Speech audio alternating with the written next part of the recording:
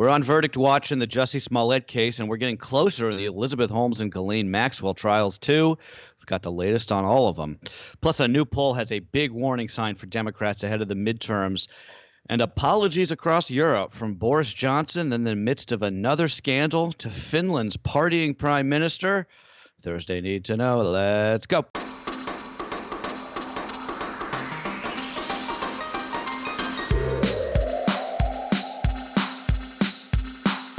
Good morning, everybody. This is Cheddar's Need to Know podcast for December 9th. December 9th. I can't even believe it. I'm Carlo Versano here with Baker Machado. Baker, you know, I was one of those people lecturing everybody about doing their Christmas shopping early this year because of all the supply chain rigmarole. And I have not taken any of my own advice. I have not done anything. You haven't bought a single thing yet? Well, this is interesting, Carla, because today, interestingly on this Wednesday, of course, good morning to you, Thursday. Oh, what is today? Yeah, Thursday. Thank you. This is why every day is jumbling together. National Christmas Card Day, which is interesting because I have sort of this ambivalent feeling towards Christmas cards. I either really enjoy getting them or I think they're so incredibly lame at the same time. Oh, really? Yeah. I always like a good Christmas card. We're going to do one this year. I've never done one before, but now that we've got we got to show Franny off, so we got to do that. Another thing I got to do, I have to get all of the addresses of everybody I know. Yes. And somehow collate them and, it's a whole production. So if anybody has an idea of how to do that. I've been getting a lot of texts from my friends, asking, making sure my address is still the same. And it's funny because we don't do holiday cards at our house, but we get them, especially for my dad. And it's funny because my parents end up using what happens with me and my husband's life in their holiday card. And it tends to be more than what's happening in their own lives back home. But either way, still exciting nonetheless. But I'm fascinated the fact that you have not purchased any of your holiday gifts yet, because it seems like we're running out of days before Christmas is here. Yeah, we are. Maybe I just won't do anything this year. No, just do a holiday card. That's all you need to do. A protest against consumerism. Okay. Well, Carla, we have a lot to get to on this Thursday. Thank you for reminding me. And we have to start first with all of these high-profile trials. And let's start with the Elizabeth Holmes trial. Her defense has now rested their case following her 7th day on the witness stand. Her defense relied almost entirely on her own, often contradictory testimony that she never took any steps to mislead investors about what was going on behind the scenes at her blood testing company, Theranos. Now, closing arguments scheduled for next week. The jury could get the case as soon as next Friday, which is kind of incredible to think of how fast now this case, which was supposed to go on for months on end, likely is going to be wrapped up here. And if anything, a lot of analysts I've seen so far have indicated that her attorneys must feel pretty confident with how she did on the stand, given the fact that they're not going to be calling anybody else after her. Yeah, it's interesting. I'll be curious to see. I think that trial could really go either way. Meanwhile, in Chicago, I don't think this is going to go anyway but badly for Jussie Smollett. The jury in that case is going to start its first full day of deliberations today. The prosecution told jurors in their closing arguments that there was, quote, overwhelming evidence to show that Smollett lied to Chicago police about being the victim of that hate crime, and also that the actor lied to the jury about details that were easily disproved by surveillance video. He seems dead to rights in this, but I guess, you never know till the fat lady sings, right? True. Good point. And meanwhile, right here in New York, there's another big one happening right here. Prosecutors in the Ghislaine Maxwell trial, they say they could rest their case by tomorrow. Also incredible how fast this has gone. That is weeks earlier than expected. That amid a growing sense from reporters in the courtroom, the government fumbling the sex trafficking case against the former associate of Jeffrey Epstein. Several reporters have written that they're surprised by how unprepared the prosecution seems to be in this case, with victims who seemed unprepared for cross-examination and a lack of testimony from Jeffrey Epstein's innermost circle. I mean, I think just my interpretation from all of this, from the days and reading the logs of what's happened in the trial, the fact that prosecutors called a pilot as the first witness against her, didn't even call any of the people who are alleging the abuse against Jeffrey Epstein and Ghislaine Maxwell as the first person, maybe sort of indicated where this trial was going to be going from the get-go, because even the pilot didn't really have a lot of information that they gave on the stand of that first day. That was one of the big mistakes. That pilot essentially acted as as a witness for the defense. He was like, Right. I never saw her do anything wrong. This is the case that I'm most fascinated by, just because I continue to be fascinated by the entire Epstein saga. Gabriel Sherman in Vanity Fair, he's written as much, basically. Vicky Ward has also been saying the same thing on her Substack. I think that Ghislaine Maxwell could easily walk, and that would be just an incredible embarrassment to the government and the federal prosecutors in this case. So I mean, I think that she's acquitted. I think Smollett and Holmes I think Smollett definitely convicted, and I think Holmes is a toss-up, but I think that she'll be at least convicted on some of those wire fraud charges. I mean, if Ghislaine Maxwell does walk, I mean, my goodness, given the allegations, what seemed to be a potential slam dunk case against her would be cataclysmic in many ways, especially for those accusers against her and Jeffrey Epstein. And in many ways, this was sort of the trial, since Jeffrey Epstein wasn't held in a trial. He committed suicide in his jail cell. That this was the trial to basically put all of those accusers finally basically able to make their case against Jeffrey Epstein, against her. And the sad thing, and Jeffrey, you mentioned Gabe Sherman's reporting has been really good in Vanity Fair on this. He's upset because some of the testimony from these accusers have been harrowing and so emotional, yet prosecutors have not asked good follow-up questions, any of that stuff against her. And also, what's interesting, contrary to all these other trials that are happening where you're seeing the defendants testify on their own behalf, Ghislaine Maxwell might not even have to testify on her own behalf in this one. Well, the other thing with the Ghislaine Maxwell is, this is a sex trafficking case. So, like, Correct. they have to, it's very specific. They have to show, it comes down to, like, airline tickets and credit card, receipts. Basically, it has to show that she, made these underage girls come across state lines for abuse at his behest. It's like a specific thing. And I think what they're trying to do is try to make her kind of like the avatar for Epstein, since they can't actually try him. Exactly. Given that he's allegedly dead, and I think that's the mistake that they're making here. So you think Ghislaine Maxwell going to be acquitted here? You think Jussie Smollett's going to be convicted? What do you think about Elizabeth Holmes? Because Elizabeth Holmes is a different case because, one, this is a federal case. She just has to flip one of the jurors, just one. Her case is much more difficult for prosecutors because they have to basically show she intentionally went out of her way to mislead investors for her blood testing company Theranos. I think that is a harder case to basically get her convicted on that one.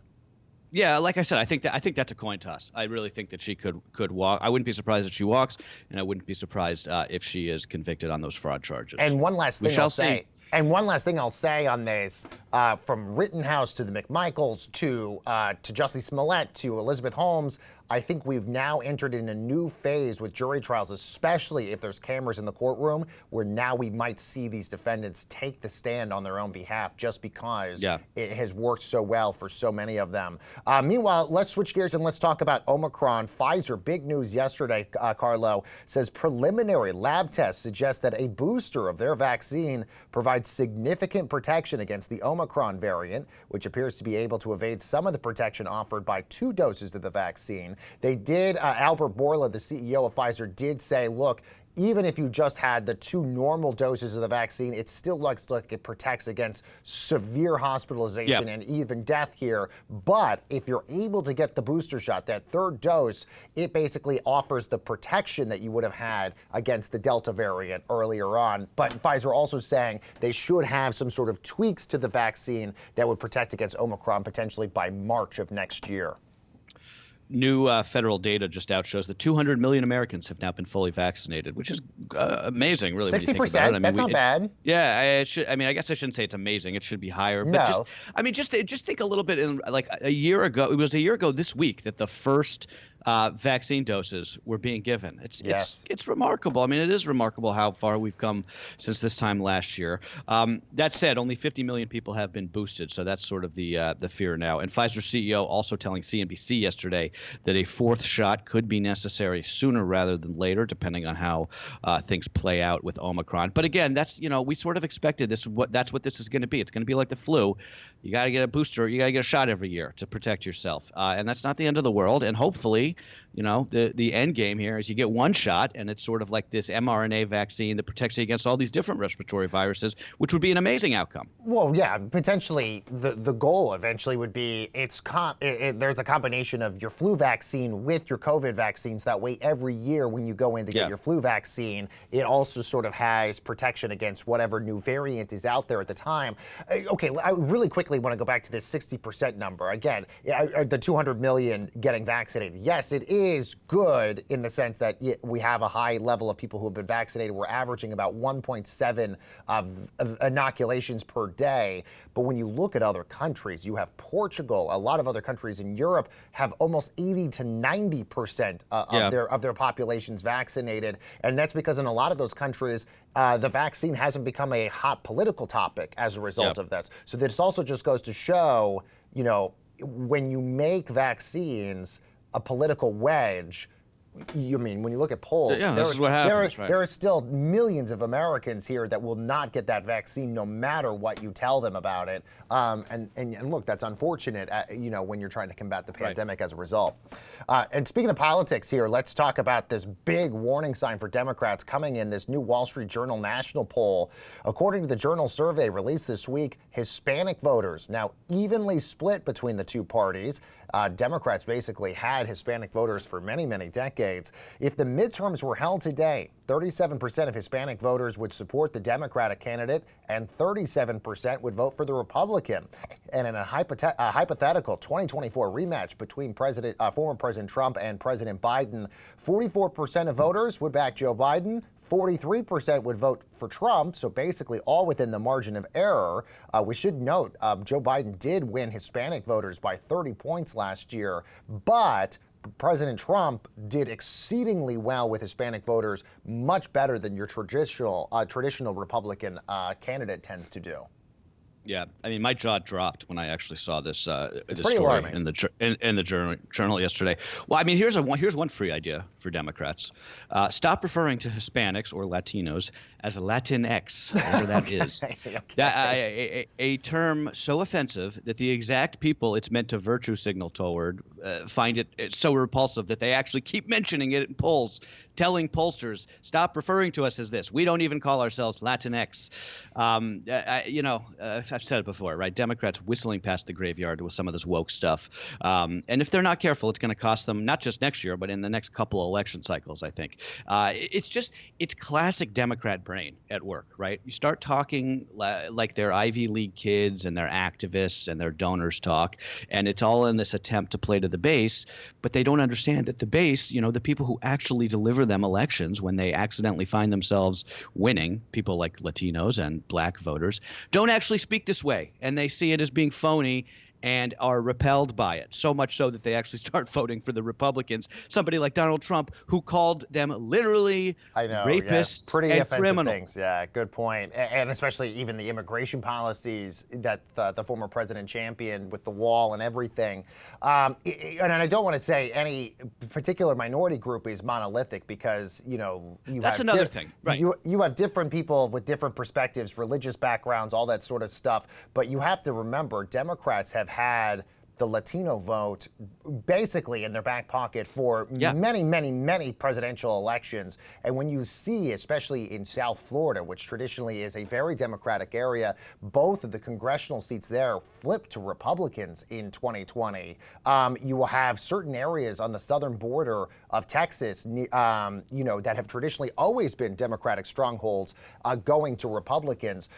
So while Democrats have made incredible inroads in the suburbs and big inroads with white, highly educated voters, they're offsetting a lot of those losses with minority and even black voters, too. Donald Trump did incredibly well with black voters compared to other traditional Republicans. And even look at Glenn Youngkin. Glenn Youngkin did well with black female voters in the Virginia gubernatorial race. This is an area that Democrats have always basically won on. So, yes, a lot of big issues here for Democrats heading into the midterms next year. All right, let's move on and talk about the mortgage lender Better.com. They are in the midst of a nightmare PR crisis of their own making, with several executives now resigning from the company. That after the CEO made headlines for unceremoniously laying off 900 employees over Zoom. The it's just crazy to think about this. I shouldn't laugh at that, but it's no, just but I mean, yes, yes, nobody wants to be laid off, but nobody wants to be laid off over Zoom. Vishal Garg, who accused those terminated workers of, quote, stealing from the company by being unproductive, has now apologized for the way he handled the mass firing. He says he, quote, blundered the execution and embarrassed his remaining employees as a result of this. I mean, what a nightmare scenario for Better.com here. You know, one, nobody wants to be laid off, but as I mentioned, doing it over Zoom and then also accusing your employees of stealing from the company because of the amount of days that they were working from home is just kind of an awful situation here. Well, right before the holidays, too. That's really the cherry on top, right? Have a Merry Christmas. You're laid off. Yeah, that company, by the way, is backed by SoftBank, one of the latest in their line of startups that have sort of collapsed in on themselves here. And they've just lost 3 of their comms execs. All 3 of their top communications people have quit in protest of how this went down. Amazing. It's just amazing how some companies, they can just step in it without just right. It's like so unnecessary. If you have to make these layoffs for some sort of business purpose, right? If you have to cut 9% of your staff, there's ways to do that without just completely treating them like, cattle. It's just gross. Well, and on top of that, and most executives are incredibly intelligent people, and most of these companies are so risk adverse. They market research and look through HR to make sure that they're not going to get sued or any of this stuff. But a lot of these things you feel like could get resolved if you just asked like 3 people, hey, is it okay? Do you think it's a good idea if we lay off all these people over Zoom? And maybe one person would be like, yeah, around the holidays, maybe one person would be like, yeah, maybe not the best idea. And then you would basically couch that idea. It's just sometimes I feel like a lot of these things are just not thoroughly processed and thought out. Yeah, that's for sure. All right, let's move international news. Carlo, I know a couple stories you are really fascinated by, fresh off the scandal about drug use in the halls of Parliament. I mean, that story is just wild. UK Prime Minister Boris Johnson now facing another more politically disastrous controversy, this surrounding the government's actions during the COVID lockdowns last year.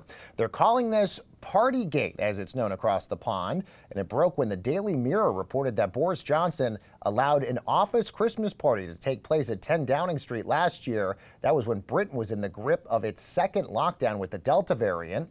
ITV then published a leaked video showing Johnson's staff joking about holding that holiday party, and that now led to the resignation of his press secretary.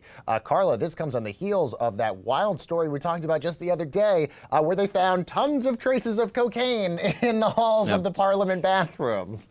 The thing that I like about these stories is it's a good reminder for all of us here in the United States, as politically dysfunctional as we are. Yes, the there's Brits other countries just as weird. Well, particularly the Brits. The Brits are usually as bad or worse than us. It's not just, And Johnson, for what it's worth, he has apologized for that video leaking, saying he's doing an internal investigation of his own about this party. They seem to be denying this party, even though there appears to be evidence it happened. There are legitimate calls for the Metropolitan Police to now get involved and for Boris Johnson to resign over this. I don't think he will. He's sort of too Trumpian for that.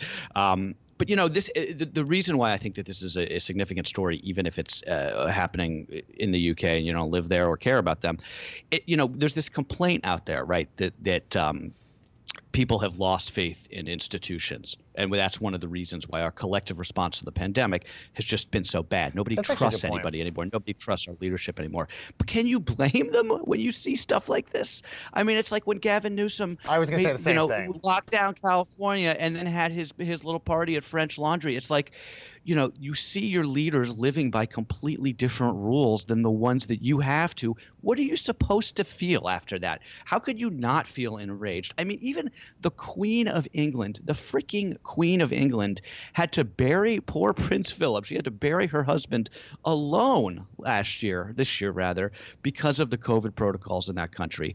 While Boris Johnson and these idiots at 10 Downing are like out gallivanting, like no wonder everybody is so fed up with this, and no wonder there's protests in the street about new lockdowns. Britain, by the way, putting in new restrictions today over the Omicron variant.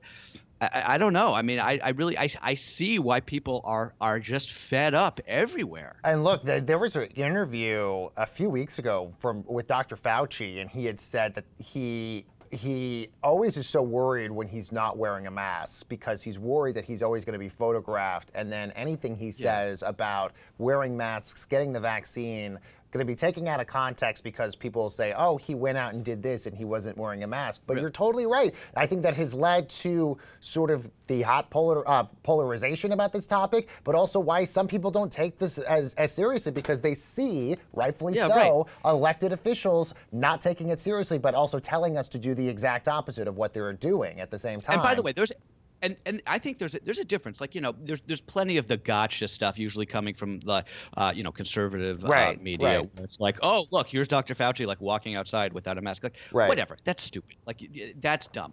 But there is a real sense of, rules for thee and not for me when it comes to things like Gavin Newsom or, Nancy Pelosi getting her hair done at that salon in San Francisco during the lockdowns, or the mayor of San Francisco who was, out partying inside when they when inside gatherings were banned. That's the kind of stuff that people look at. And regardless of what your politics are, how could you look at that and not just be like, you know what, screw this? Yeah, good point. Meanwhile, in the world of international COVID news, I mean, this story also just as wild. Finland's 36-year-old prime minister, which, by the way, also crazy to think that I'm older now than I'm prime minister of another country, has now apologized for going clubbing after her foreign minister tested positive for COVID.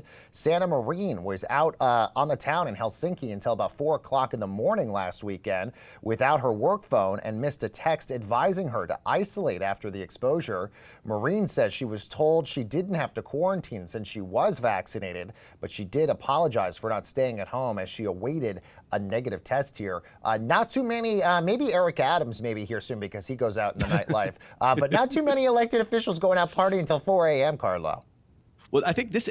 I don't put this in the same category as Boris Johnson and Gavin Newsom and London Breed. First of all, Finland has a very high vaccination rate. Yes, they and do. Has seen some of the lowest.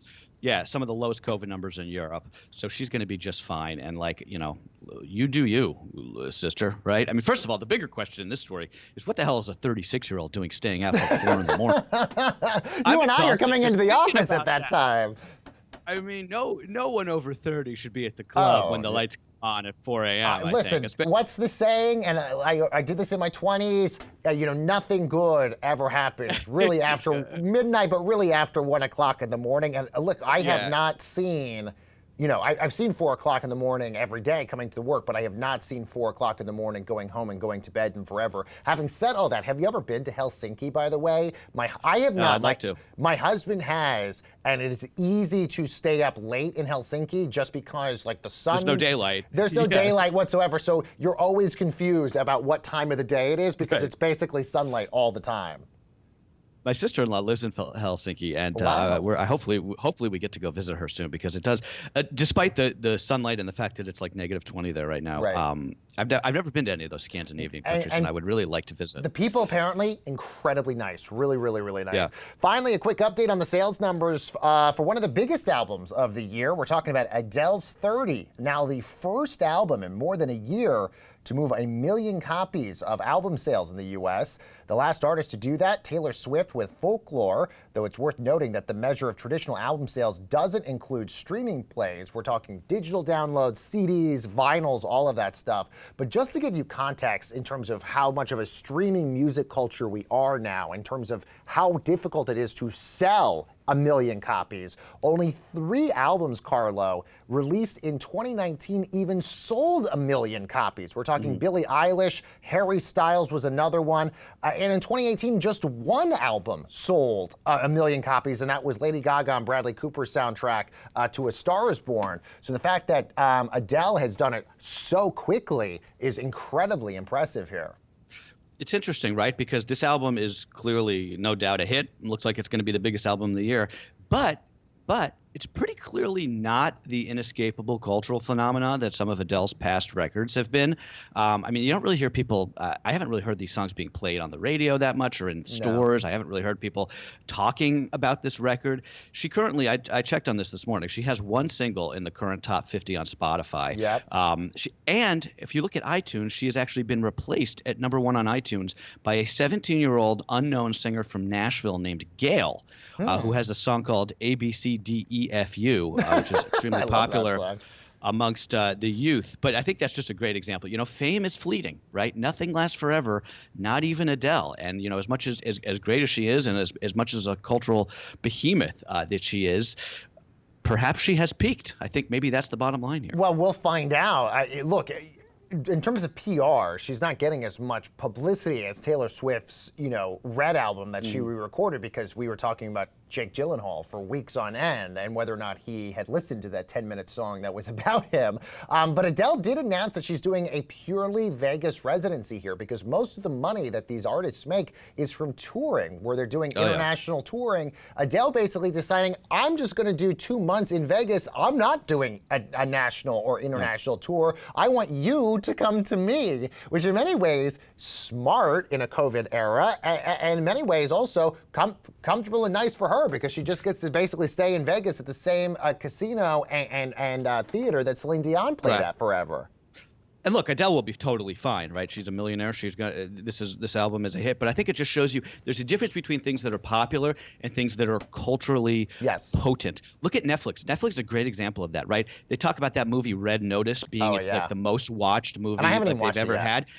I watched it. It's horrible. But even putting that aside, you don't hear anybody talking about it. No. Nobody's out there being like, "Hey man, have you seen Red Notice? What a movie!" It's just there's so much entertainment and culture that it's just grist for the mill. It doesn't actually make any impact.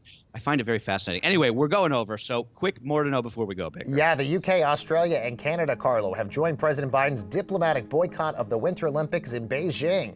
Prime Ministers Boris Johnson, Morrison, and Justin Trudeau each announcing individually that they're not going to send any official delegations to Beijing, but their country's athletes will still compete at the end of the day. Did you see China's foreign minister was asked, what do you think about the Australian boycott? And he replied, nobody cares if they come or not. I did not see that. Wow. Pretty funny. Poor Australia. Anyway, the Senate has voted to overturn President Biden's vaccine mandate for businesses. 2 Democrats, Manchin and who's the other one? Tester, I believe, voted with all of the Republicans, though the move is largely symbolic. The House not expected to take this up. And even if they did, the White House has said Biden will veto it. Yeah, don't forget Tester and Joe Manchin up for re-election in 2024 in states President Trump carried by over 20 points. Meanwhile, Mark Meadows suing the January 6th committee and Nancy Pelosi. That after he no-showed a scheduled deposition yesterday. Trump's former chief of staff suing to block enforcement of a subpoena that was issued to him. The January 6th committee signaled it plans to hold Meadows in contempt for failing to cooperate in that investigation. This is another example of just like why would you believe in institutions? Imagine if you were given issued a congressional subpoena and you were just like, nah, I'm okay. Yeah. And like nothing happened. It's ridiculous. The whole thing is completely ridiculous. Rules for thee, but not for me. Yeah. And finally, before I get worked up here, since we're going on 30 minutes, a big concert event in Los Angeles tonight. Huge. Kanye West and Drake are headlining a benefit show for Larry Hoover. He's a former gang leader who's currently serving 6 life sentences at the ADX Supermax prison in Colorado. There's been a push to get Hoover's sentence reduced. He's become something of a folk hero for a lot of people, also because he was heavily featured on Kanye's recent album Donda. That show, if you want to watch it, and I suspect it'll be good, it's going to be streaming on Amazon Prime tonight. It's also going to be in IMAX theaters as well, and also Drake and Kanye squashed their beef a few weeks ago, each posting on each other's Instagram feeds that they were hanging out to, but no word as to what was basically the thing that helped them squash the beef. Maybe it was doing this concert. Perhaps it was this. Okay, sorry for going off the rails today, team. That's what you need to know for Thursday, December 9th, and we'll see you tomorrow.